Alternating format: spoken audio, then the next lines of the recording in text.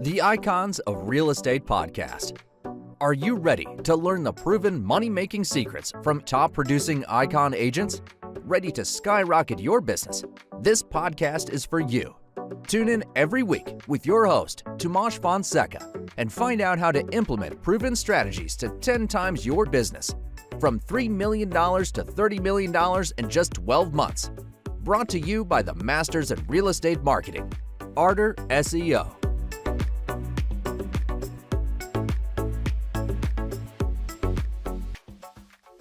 Hello, guys, and welcome to another episode of the Icons of Real Estate podcast. With us today, we have Jennifer Wehner. She's in real estate since 2003 and has helped hundreds of buyers, sellers, and investors achieve their real estate goals, placing in the top 10 agents in the Arizona Regional MLS and the top 100 Zillow Agents nationwide.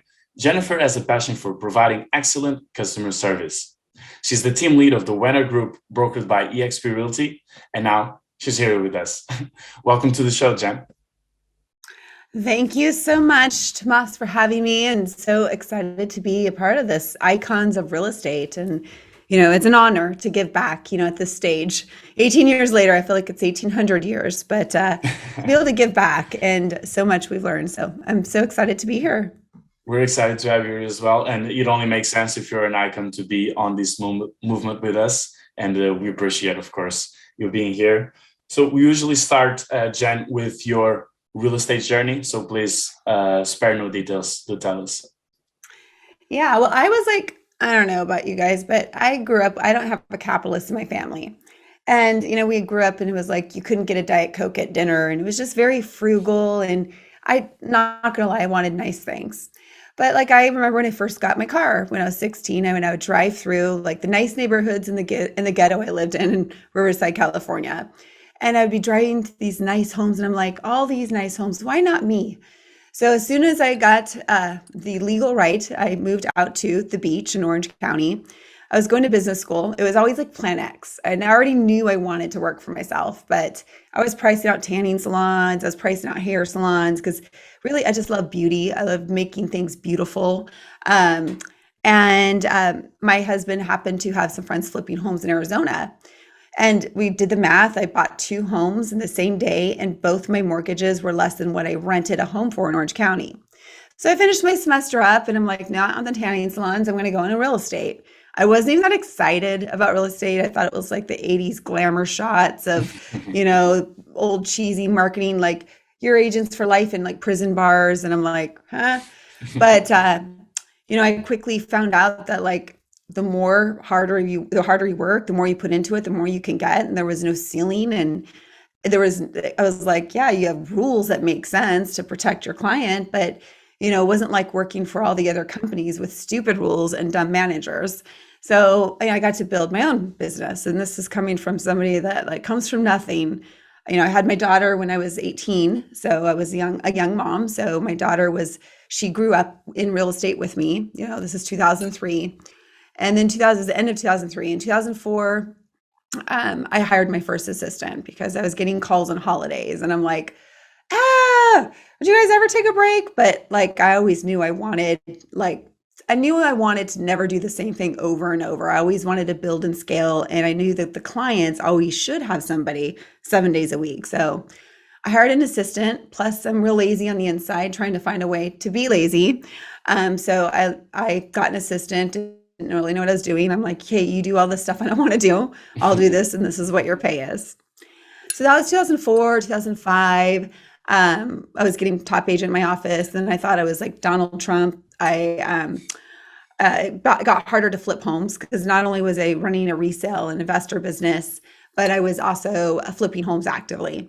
Well, then we saw development as the next opportunity because flipping homes was so hard when a market's going crazy like it has been the last couple of years. So we were building 10 luxury homes. I had a couple multifamily apartment buildings, and I put all the money I made. I lived beneath my means, and I thought I was setting my family up for success. And then 2008 called and wanted its money back. And I've had 18 properties. And at that point, I went through some very dark times, lost everything. I mean, I was worth millions of dollars, below zero. and I thought it was in a canyon I'd never get out of. But, it's always like every new day I went and pounded the pavement, did short sales, REOs. I'd sell $25,000 houses, 8 months pregnant. I did whatever you had to do to get ahead. And then 2011 is when the market kind of turned around again, and I remember an investor reaching out to me from my SEO and marketing. And he said one of the biggest things that stood out about him is that I was very humble. I'm like, well, I've been eating humble pie for like the last 7 years. So he flew me out. We did 50, ran the trustee sale auctions. We flipped 50 homes that year. I built my marketing presence up. 2012, the hedge funds came in. I had a pivot again. 2013, I really got into luxury. I joined coaching. In 2014, I started the team. And I still have my first buyer's agent with me today, 8 years later. She just had her best year last year, but her best quarter. She just closed $16 million in the first quarter of this year. And she's still on my team, 8 years later. But in 2018, I was struggling as growing from a small team to a big team. And I saw the vision. I wanted a bigger team. I thought like you couldn't grow big. And I'm like, my friends Kyle and Dan announced, and a week later, I signed the lease on my office here and soon to be building a new office. But I'm like, well, these fees, like this platform, like how I'm joining this coaching, but I'm not really getting the help I need to how to run a business, how to build a team the right way. And I had been learning from like just colleagues in the industry, like Kyle and Dan and, the masterminds that I've been in. So I saw the value of that collaboration. And then I saw, okay, it's not just me, because when I went through those dark times of losing all my money, I'm going to tell you what that puts on a family, having kids, not knowing like, giving birth and not having to tell the doctor, wait, I'll push in 5 minutes. I'm on hold on the line with a supervisor from a short sell. This is a true story. And nobody should have to go through that. I don't want any of my agents that are on my team or in my network right now to ever have to go through that defeat, because I was suicidal. I'm not going to lie. I'm open about my story. Luckily, I didn't try it because I'm still here. But I was also an alcoholic, and I have 4 years of sobriety. And, I am so grateful, to the universe and the God and the people that have been able to help support me. But those were the days where like I would escape through alcohol.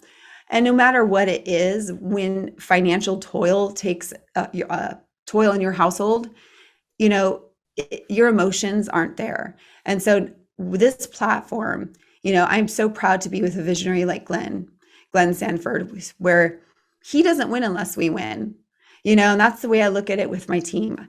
If I'm not winning, like if you guys aren't winning, I'm not winning. I'm incentivized to help you win. And now we have this like, I think just opportunity to give back. I think responsibility, to be honest with you. If you've been in this business 18 years, at certain point, like it's required of you, right? To give back to your community. If you can take care of you and your own family and your own organization, what's the next level? Where can we give back?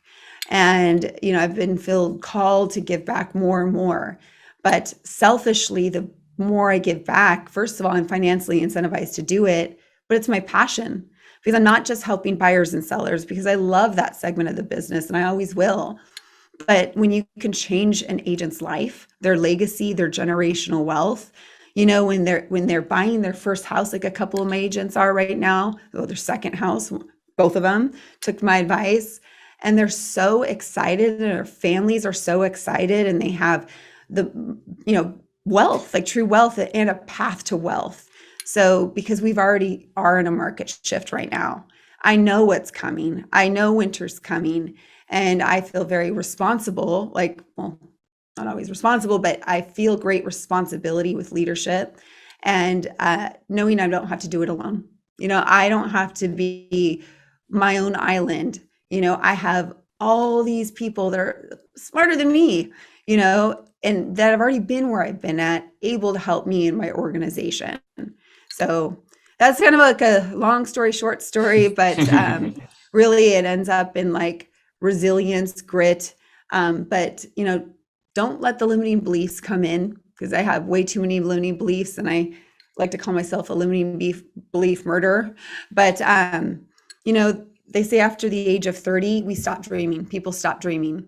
And then I think about when I was a kid, what I dreamed about. It's always something cool. It wasn't like, oh, I want to be a cashier. No, it was always like, oh, I want to be a president of the United States or an attorney fighting for civil rights or whatever it was. But here, on this platform that we're on, even able to have health insurance. Like for me, I have ulcerative colitis. I have 30% of my colon. I'm a biohacker. I actually, I fast and supplements, and I've been able to manage my 16-year autoimmune with I've cured it. But to know that before I had no health insurance, I have health insurance now, how much of a benefit that is. And it's just all of this value Glenn's added after I came on, where he is just making sure we are supported, we have wealth, we have legacy. And that's one thing that most agents don't even think about because there is no exit strategy. What is the exit strategy? Like work until you die on the front porch door knocking. I don't want that to be mine. Yeah, that's very inspiring, Jen, and thanks for being open and sharing your failures and your bad side as well here with our audience, so we can resonate a lot with your story, right? And I saw that in 2017 you were with Remax before, and I think you won something like you were the top female realtor in Arizona. So like, how did you go from that to like make then the sudden move to EXP? Like who got your attention? So, I'm a 7 Enneagram, which is a visionary. And so sometimes I can see things before they are coming. So I got out of California in 2003. I saw it before it was coming. But Kyle and Dan, Kyle Whistle was my friend. I was in masterminds. He was always kind to me when I was a nobody. And he was always about 8 steps ahead of me, and was always learning from him. And I have just loved the passion he had for his team, his business, his industry. And I had met Dan Beer, I think 6 months before, and I was so impressed. I offered him $5,000 to visit his office for the day. He was at Keller Williams at the time. And the reason why is because I had seen the value in collaboration. I knew I needed help because with Remax, the fees, the guidance, like I was joining coaching programs. I was in a coaching program for $40,000. It cost 1 year, and I didn't learn anything that year. So I'd already been kind of oversold and overpromised, under delivered, sold. So when Kyle and Dan mentioned they were coming together, I had my listing manager had 50 listings. She's crying every morning. I have 50 escrows. I have like a tiny little office in Remax with 9 people in it, but I didn't want to move. I didn't have the capacity to move. But when Kyle and Dan announced, I'm like, I have to know why they moved. They're like my mentors. And, I looked at the model, and a week later I signed the lease on this place. So it's just like, I saw it. I didn't just see it for me. I saw multiple forms of income, that you need multiple forms of income. Don't put your all eggs in one basket like I did in 2005 and, put my family through despair because of that. And it's my responsibility to learn to take care of my own family. But then, how to become profitable running a mega team. Well, Kyle and Dan have known how to do that. And then I looked at, my agents. Marsha, who's still with me today. How is Marsha going to retire? That's what keeps me up at night. Not just me. I feel like I can handle that now, but all the people that sign up for me, how do I help them build their wealth? So when the market dips and blips and they're learning to leverage and they're making more money year after year. Or the other situation, I call it the divorce situation. So that's the loyal situation. I saw, what about the agents want to come on and in 2 years, they just want to run their own team. And there's nothing wrong with that. Some people, that's just what they want to do. And I was like, I asked my team this actually a couple months ago. I'm like, or actually our whole network. I'm like, who here wants to run their own team? And like 7 of my agents raised their hand. And I'm like, awesome. Well, if I was at Remax, I'd have been like, oh crap. But I looked at agents want to start their team. Instead of having it be like, you don't get these leads and it's a fight, What about how can I help you? It's a totally different dynamic where you can help grow their passive forms of income simply by helping other agents. And that's all we do, and it's not like we're just here to recruit or sell social media. We do that stuff. But, last year we sold 200 million. I think we sold 110 million this first quarter, so who is going to teach people to how to sell houses? Because our market's saturated. We are in a market shift currently. It's like ding, ding, ding. We are in a market shift. More listings are hitting the market. Don't worry, it's not going to crash. 4 of the last 5 recessions, real estate did the best. Only one where we didn't is because when real estate caused it. So, but where are we going to see like what we saw in '05 as far as like agents disappearing? Yes. I was last woman standing in my office at Prudential in '08, '09. And we're oversaturated. Most agents haven't gone through a hard market. The last hard market I went through was '08 through 2010. Since 2011, we have had some blips and, some little, but no challenging market. It's actually been the most challenging market I've seen in this last year in my 18 years of business. Because it's not just the market that's changing, it's the whole industry that's changing. Real estate is 10 years behind all other industries in the most emotional industry in the world. And we're especially happy here in Phoenix, where we're the beneficiary of every marketing tech fund. They come to Phoenix first to see if their model works. If it does, then they'll branch out and go to the other market. So we have to be a cut above the rest here. But just know winter is coming. Tony Robbins speaks about this, but prepare. And for leaders, for the top agents, team leaders, you guys, when we went through 2020 and real estate was essential business, I had my best year ever that year. Well, before the next year. But I was sad. It was depressing to see these businesses close down, to see the small businesses, restaurants, gyms, people like going out. We're about to head into the Great Recession. We're going into recession. And how is it going to feel when you're sitting in living rooms again and people are losing their minds, they're losing their money, they're losing their jobs?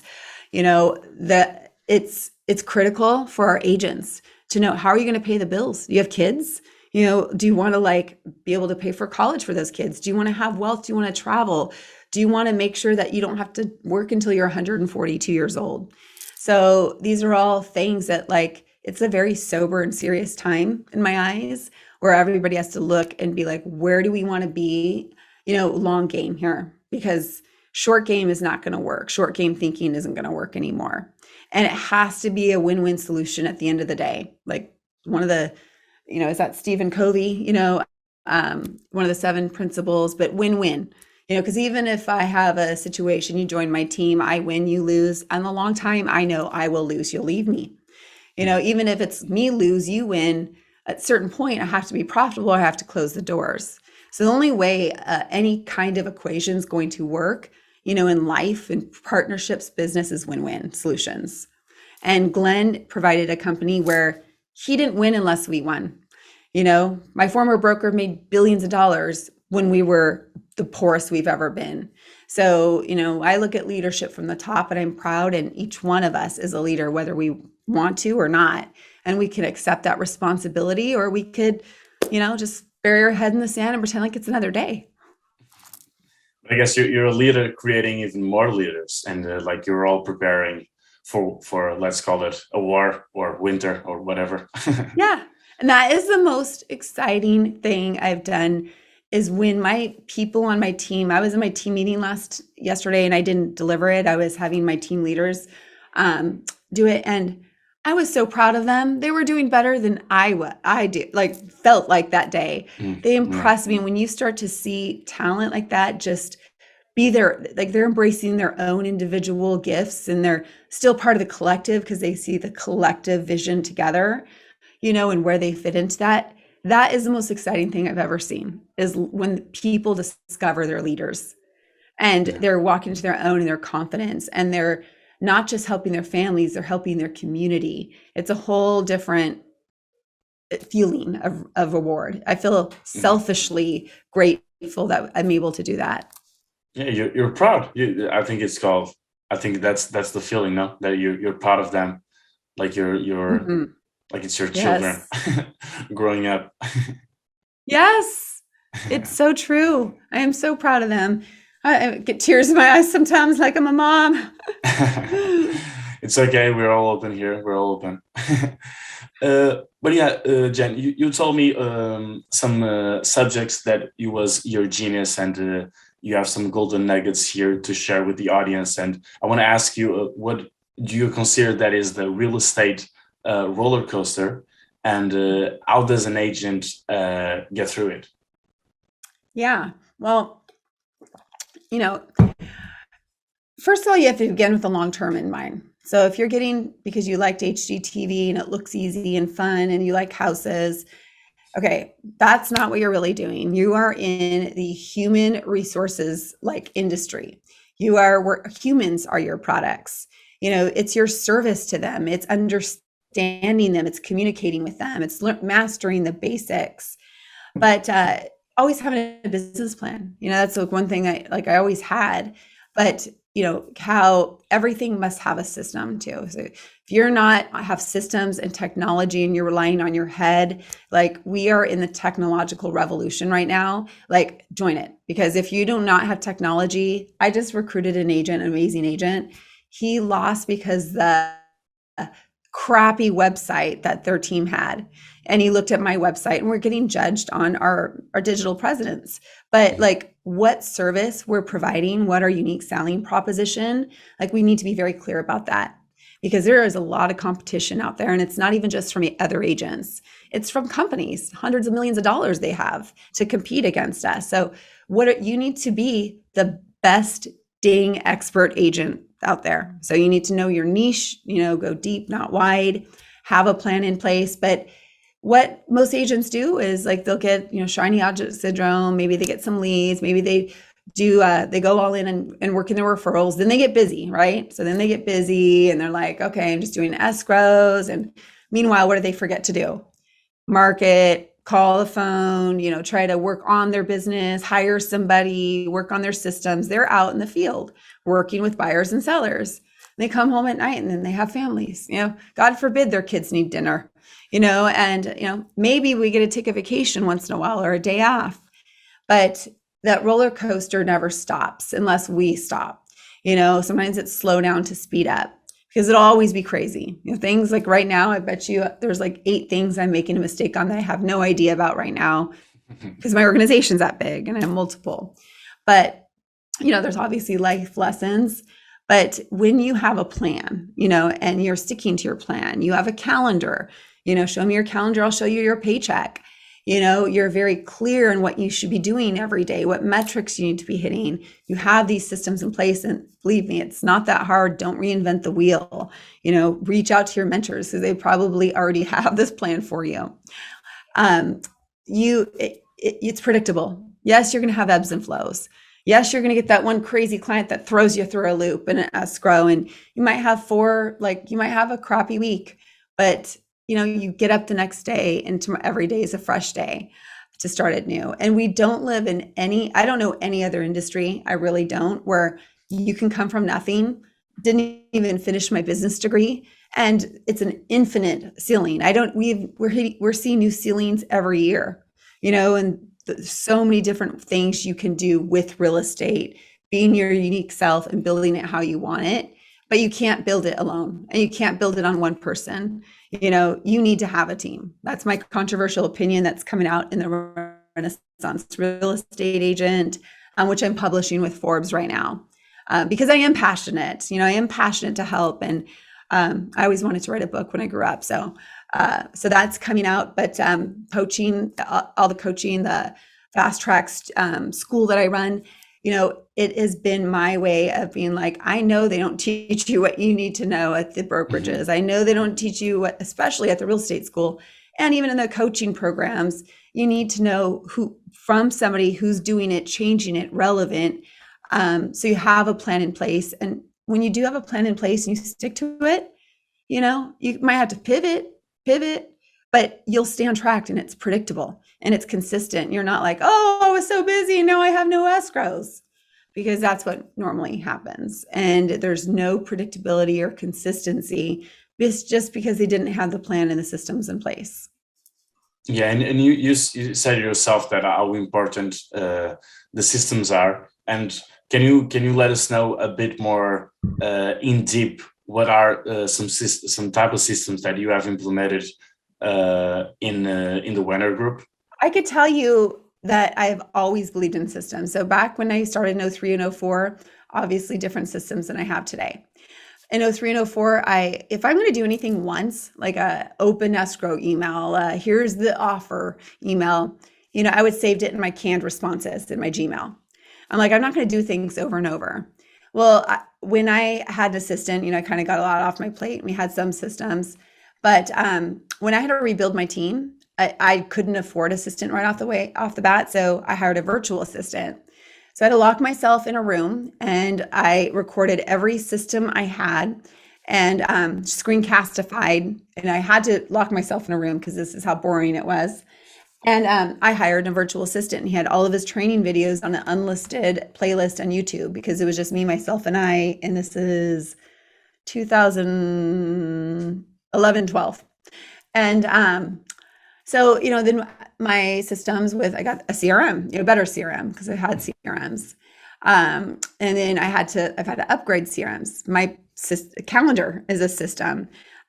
We use a lot with Google Drive. We do have a lot of systems, but they're all integrating into our main systems. But sometimes we scrap systems and rebuild them, and we're doing that right now. But even if your system, this is back in the day, and I don't know if you can see this here on video, but here's my leads on my left side, and here's my leads on a piece of paper, right? And tomorrow I'm going to call all the leads, and the leads that I called, I'm going to put on the right side, okay? And then I come back the next day and I call the leads on the right side and the new leads on the left side. That's still a system. It's a crappy system, but in 03 and 04 might have been cutting edge. But if you rely on your head, it will fail. Your head will fail every time. If you don't live by your calendar, action blocking, I'm just like, get on the podium about this. And you're like, oh, I'm going to work on social media next week. Great. First of all, how are you going to keep accountable? Where is it going to go on your calendar? Because inevitably something's going to come up. It's real estate. Come on. And then if it's not on your calendar, then when are you going to do it? When you feel in the mood to do it?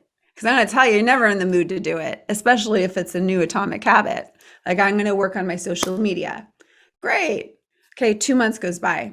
Where is it on your calendar? Oh, it's not. Okay, not only do you have to have the action blocking for the content for social media, then you have to have the execution action blocked. And then if you're going to leverage, you're still going to have to action block that, whoever you're going to leverage with, and then inspect what you expect and action block that on your calendar. Look at your marketing metrics every week. And my one word for this year is cadence. I believe there's a cadence to everything. There's even a system to personal and domestic leverage. Now, I had to tell my husband that if I clean the house, and Lord knows, everyone knows, my mom knows, I clean the house better than any cleaner I've ever had because I have OCD. It's just some real suffering that I have to do. I wouldn't wish it on anybody. But every time I cleaned my own house, I lost $4,000. That was 8 years ago because I looked at my dollar per hour. I looked how long it took me to clean the house. Even if I'm Netflix and chilling, even if I'm laying by the pool, I know the energy that it gives me to hit Monday with all the power and fuel for the week, the fact that I had R&R. And even Albert Einstein talks about R&R, and Da Vinci talks about R&R. There's some really smart people, R&R, that talk about how important R&R is and have that it's never balanced, it's a myth, but the integration of it.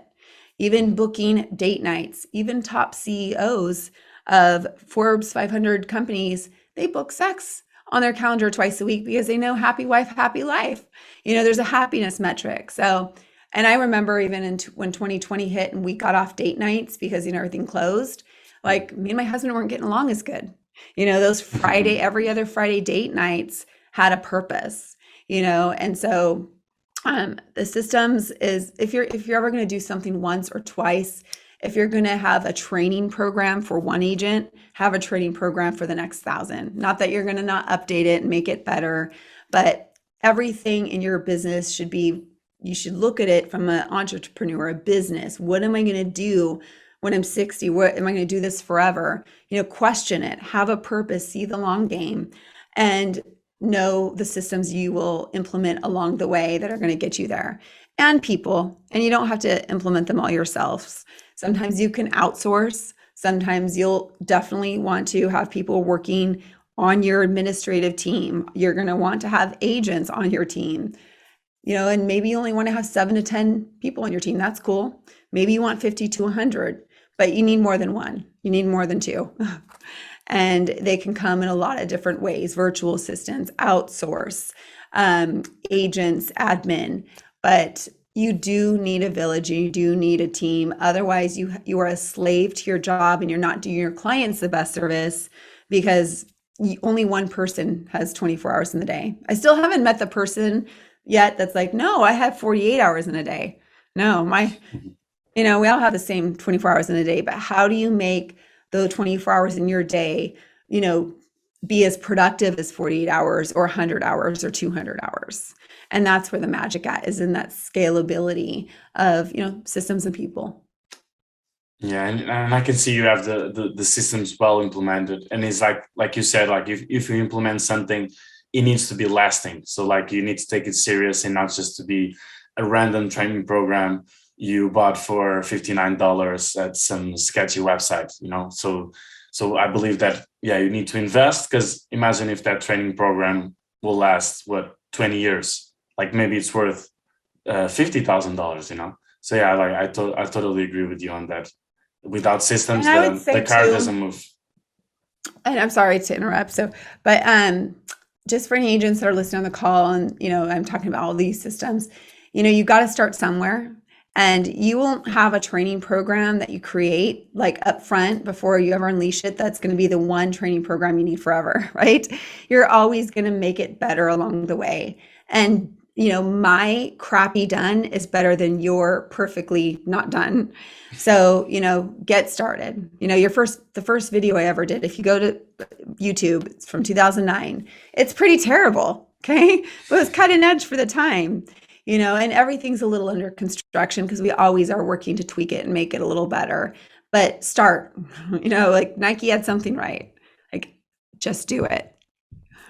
Yeah, like Drake would say, start from the bottom. Now we're here. Like you need to start somewhere.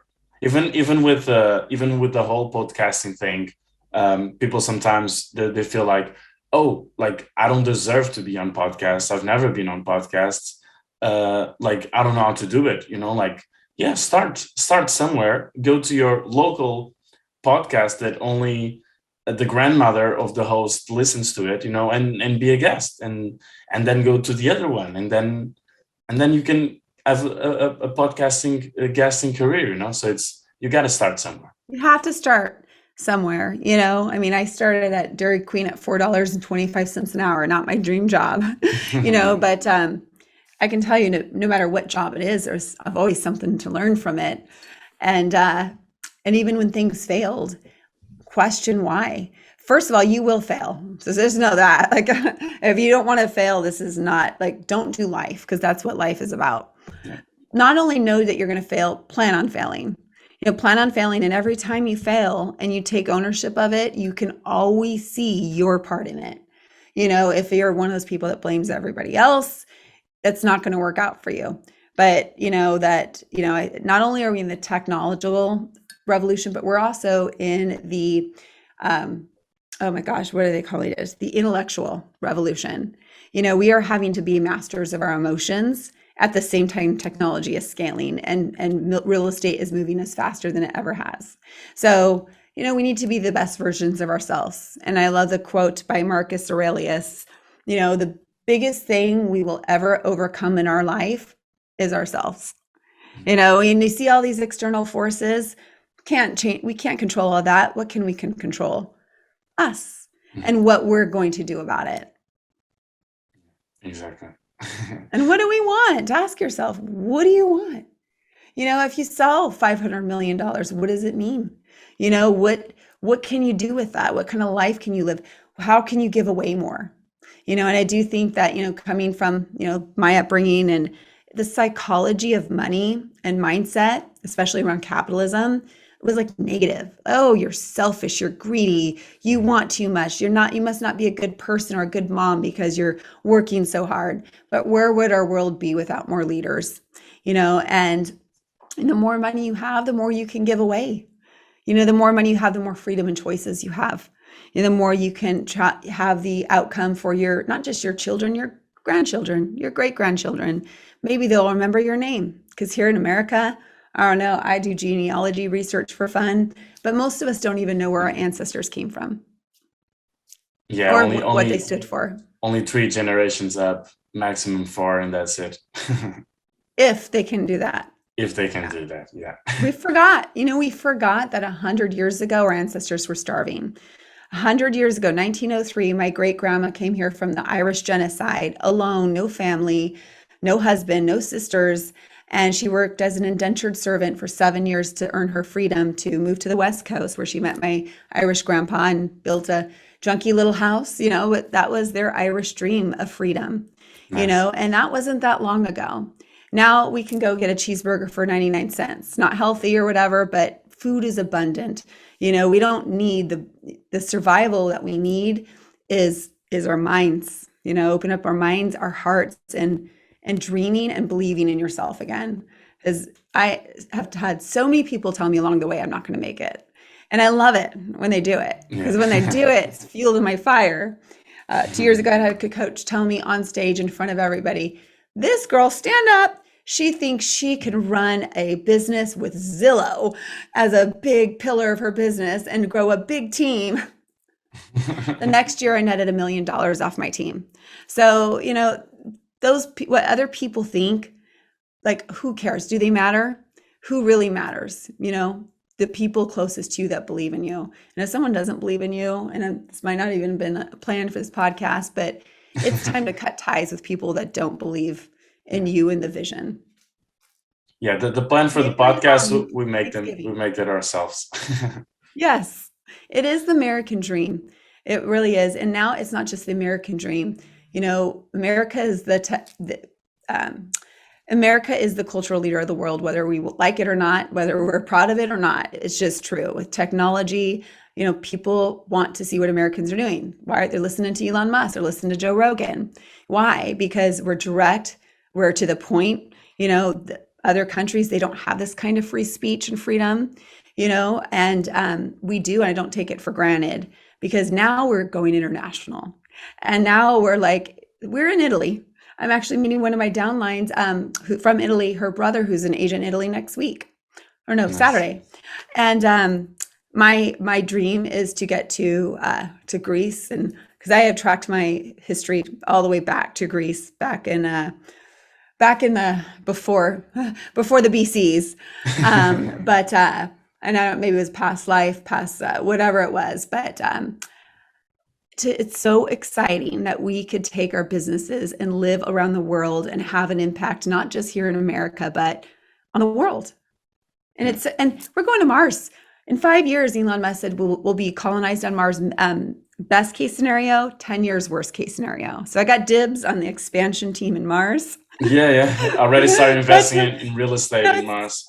Sky is no longer the limit. Because by Elon Musk's lifetime, we might be a multiple planet colonize multiple planets. So we are in unprecedented times. We have we have explored and pioneered all the way to the West Coast. Unless you're looking at Antarctica, we're everywhere. Real estate is still 10 years behind every other industry. It's not too late, and more agents than ever are going to need help now and in the next couple of years, if they want to stay in this business and have a legacy and not just be stressed the crap out all the time. Yeah.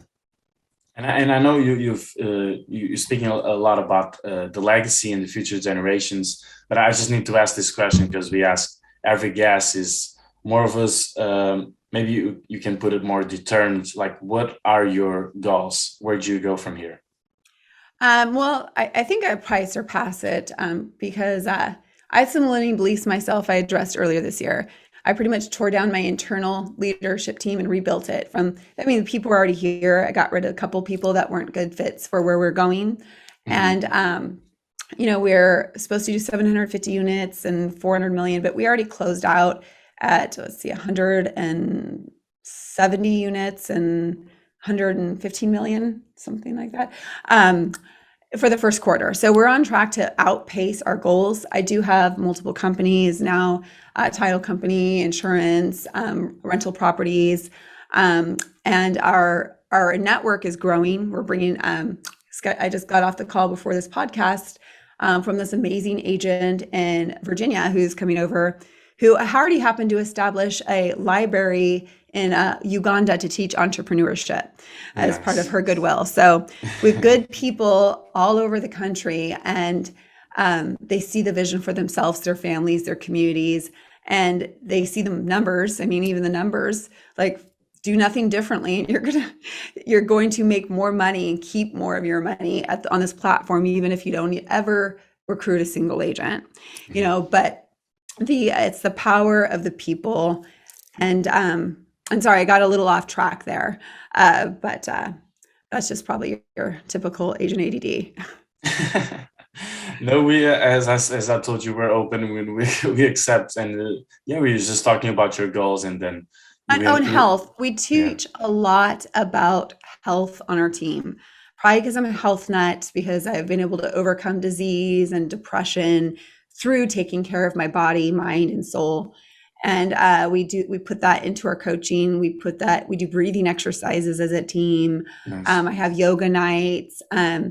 We do a lot of outreach health-wise. I have a biohacker gym at my house with a sauna and a cold plunge. And so when people come over, it's about like being healthy, because that was another Leonardo da Vinci's principles, is take care of your body, your physical body. This is the vehicle you have. And we now know that we could live. I'm 44 years old. I'm in the best shape of my life. I went 20 years without ever working out. And, I've been able to cure disease and depression through taking care of my body and mind. And I swear on yoga. If there's one thing you can do, yoga's for everybody. I call it the CEO 1 hour vacation. At the end of the day, I go to yoga and I come home, I get out of it, and my mind is clear, because all I have thought about doing for the past hour is surviving.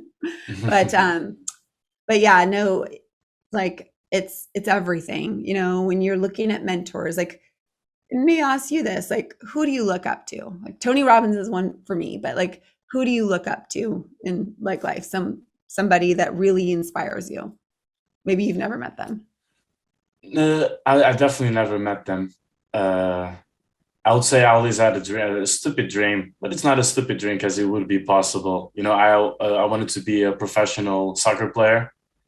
Yeah. So obviously, like, I would look up, as I'm a Portuguese, I have to say Cristiano Ronaldo, because it's because he has a lot of fans. But with us, as we are Portuguese, like, it's kind of like we're his family, something like that. We're his cousin. Like every time that I met an American, I'm saying like, oh, I'm Ronaldo's cousin, and sometimes they do believe it. But yeah, I do look up to him. Does he have that you admire about him? It's the discipline and the work that he puts up every day, and like you, similar to your story, that he grew up out of nowhere to be gaming like the best in the world. And I guess if he can do that, anyone can do. That's pretty much it. I love that. And it's like, when we think about people we aspire to be, because we say that we're the sum total of the 5 people we spend the most time with, and usually we just count that in money, and it's true, but it's the collective energy, the energy, the belief systems, the support, of those people, and the traits they have. For me, it's like, say Jordan Peterson is somebody I really look up to. He's courageous. He is disciplined. He goes against the grain, not always what's popular, but to give people what they need, not what they just want to hear, but what they need to hear. And he evolves and he grows.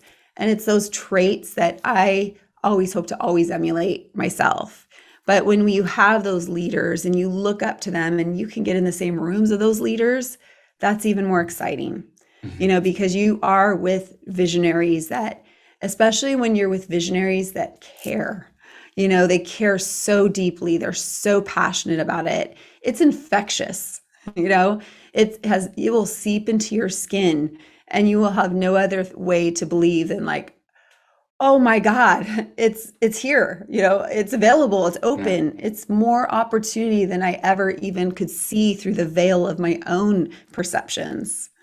And I don't know if you agree or not, but I think like the end game of that would be to you being your own hero and you admiring what you do, being proud of that, and you wanting to be yourself and no one else. Because of course, if you admire and look up to someone, like it's not a little jealousy. It's like, oh, I wish I could have what he has. Like if you get to a point, envy, envy, and they do say comparison is the thief of joy. I personally think it's a good, logical, rational thing, but you always compare yourself to you year over year at the end of the day. But jealousy is when somebody has something and you think that because they have it, you can't have it.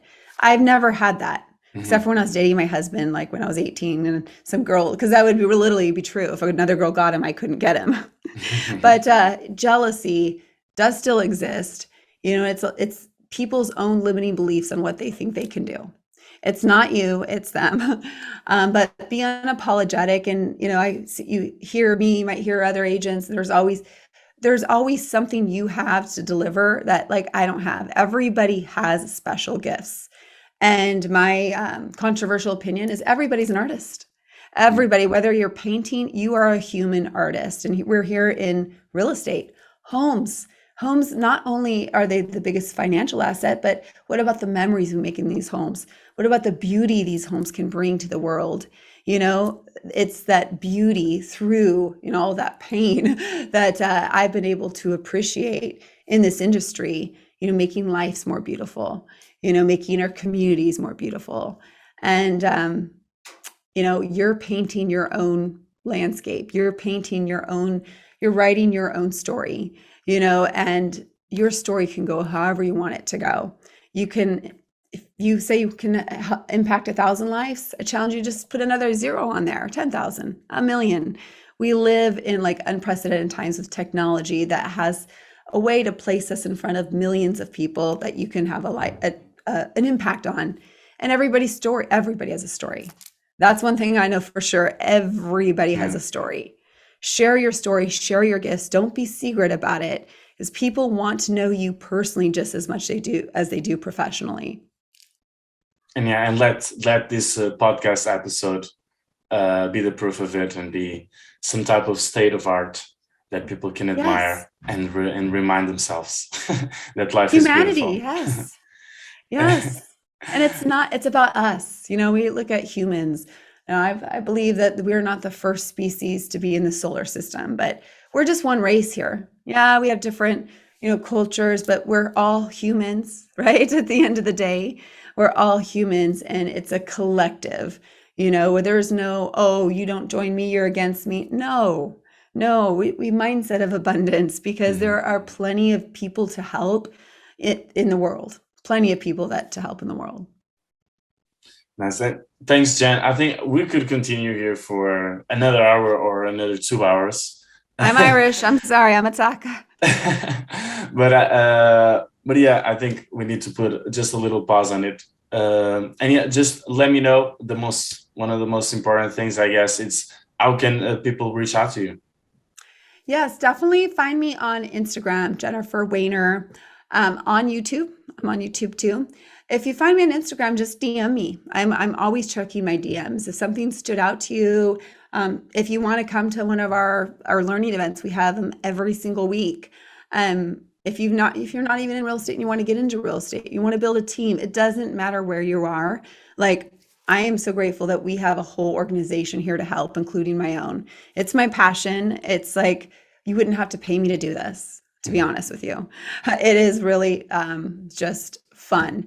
But not that it's not like Narcos. Sometimes I have like a day. It was like I feel like it was a Narcos episode yesterday, but no, today is a fresh new day. And again, I'm painting my day. I'm painting the canvas still. And yeah, reach out to me on social and stay connected. Where no matter what market you're in, like I guarantee you, I've coached agents and have met agents all across the world, and we all have similar problems, similar challenges. And you don't have to reinvent the wheel, and you don't have to do it alone. You shouldn't do it alone, and you don't have to. Yes, because you're not alone.